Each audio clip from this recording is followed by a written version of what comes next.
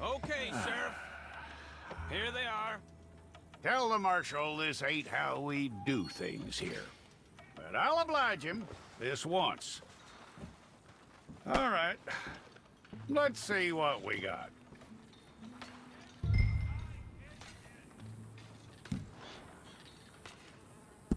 Okay, you head through there.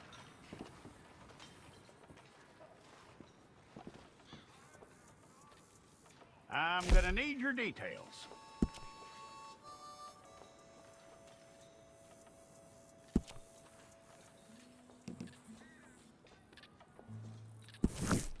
If it's all correct, I'll take a photograph. Hold up your fingers.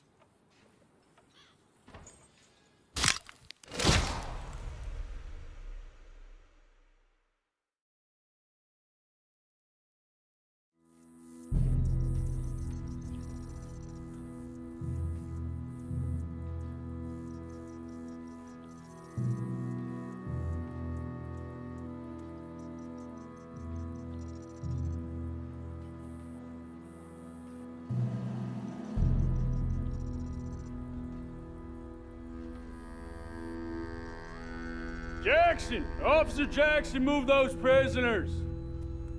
Officer Benton! Kitchens aid staff!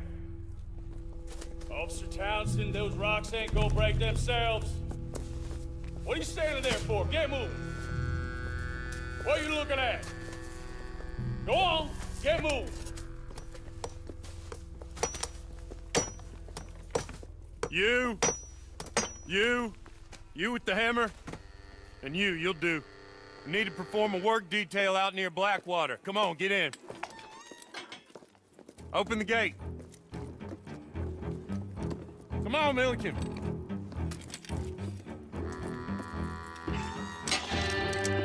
Yeah!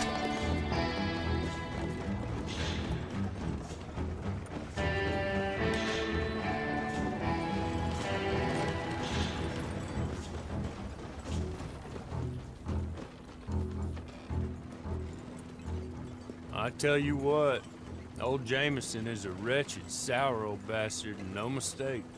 You lot stay calm in there. We weren't saying nothing. Well, you are now. Shut up.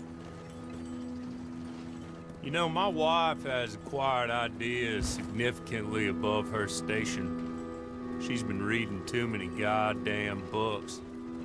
Personally, I'm against education. Of women, I mean. And men, I guess. Unnecessary. Doesn't add much to the world. Education.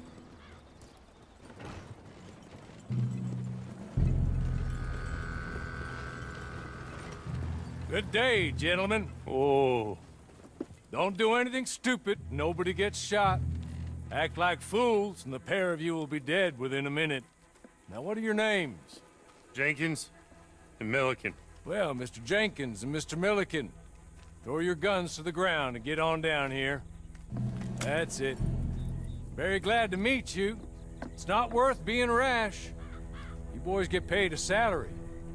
You get that salary whether these people escape or not.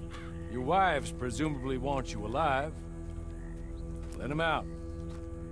Now, please. Okay. You all run away. Aside from you. Try to stay out of trouble. This is a stroke of good fortune for all of you. Use it.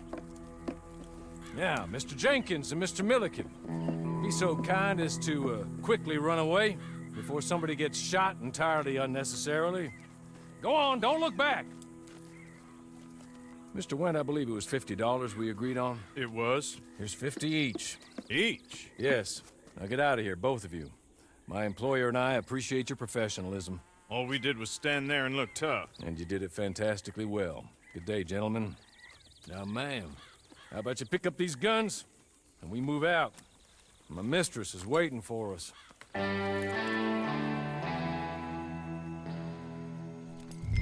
Come along.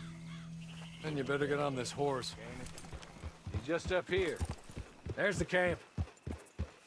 Get your horse.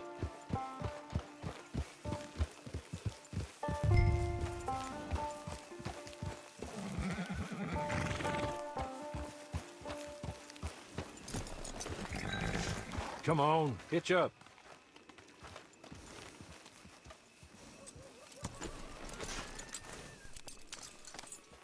This way. She's anxious to meet you.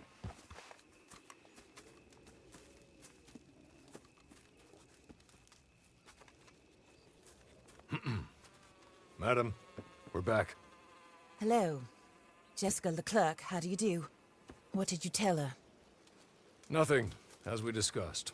Thank you, Hawley. I do hope we haven't inconvenienced you dreadfully. But seeing as you were due to be hanged in a week, I'm sure you don't object too strongly. I know you're innocent.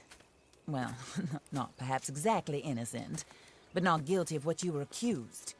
I know you and those who were with you that died were little more than patsies, and that you were set up by one of 3 men or a woman, possibly by all of them.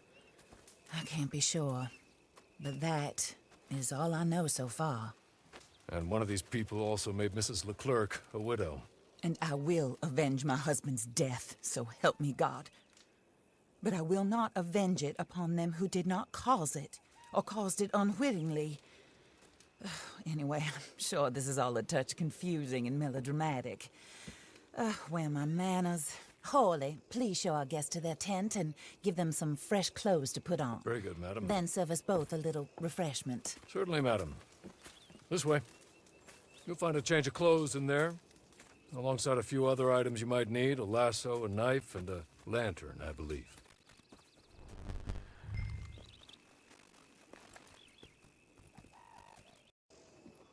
That looks more comfortable. Hawley, Here, madam. your very good health. I suppose it beats dying, Mrs. LeClerc's husband was murdered by one of his business partners. And I intend to find out which one. Or rather, I intend for you to find out. And kill them. You're the only person I could possibly trust to do whatever it takes. Because you and your accomplices, you're the only other victims of their lies still alive.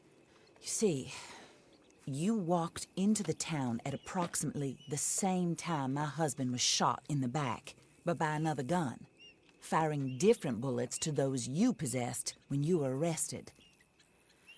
These bullets, this was their mistake. You were rounded up and sentenced to death, all because you came to town and didn't talk too much and seemed like you were nasty. Anyway, here they are. The people who run Blackwater. Mr. Jeremiah Shaw, banker, real estate speculator, and crook. Mr. Amos Lansing, ranch owner, speculator, and crook. Mrs. Grace Lansing, his wife, society patroness, lover of the arts, crook, and my former best friend. Teddy Brown, her disgraced brother, outlaw, wanted man, and still in contact with them. All I ask of you is your help in finding out quite what happened. Mrs. LeClerc would like to help you get back on your feet. Get back to work. Whatever your work may be, I don't judge. You want to rob? Rob. You want to save innocent folk? Do that as well. But you need me just as much as I need you. I think we all understand each other. I hope we do. Good. I look forward to rewarding you for killing those who made me a widow. My husband was a true believer in this country and in the West. He was killed for greed. Foul greed when there's quite enough for everybody. I don't care what your scruples are as to killing. I will take the full burden of that sin upon my shoulders. Goodbye, for now. Then Hawley, go introduce her to nice Mr. Cripps. I think you'll like Cripps well enough. He's long past his prime, of course, but he hasn't gone entirely crazy just yet. And he will help you, better than most of his ilk. Cripps!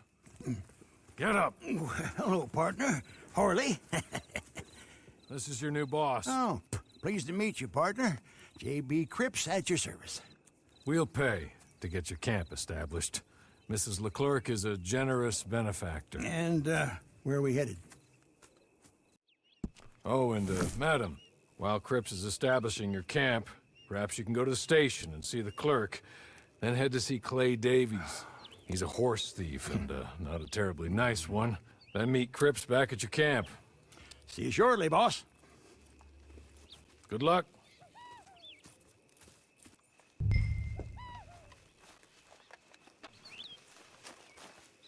Get on to the station.